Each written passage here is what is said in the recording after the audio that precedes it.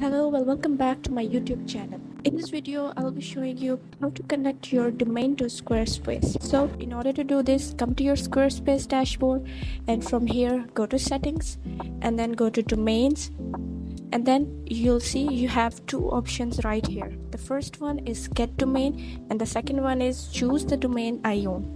So in the first option, you can purchase a domain directly from Squarespace, and in the second option, you will be able to connect your domain you already have. So if you go to get domain option, from here you need to search the domain and see if it's available or not. So if it's available, click on that domain and then click on checkout, and then you can proceed with the payment methods. Alternatively, in the second option, you can connect the domain you already have. So click on the option choose the domain I own, and from here you will then see two options: transfer domain and connect domain. Basically, in connect domain, you'll have your domain separately, so whenever you want to leave Squarespace, that's an easy option. And actually this option is a lot easier as well. So I'm gonna go with connect domain, but you can select whatever suits you.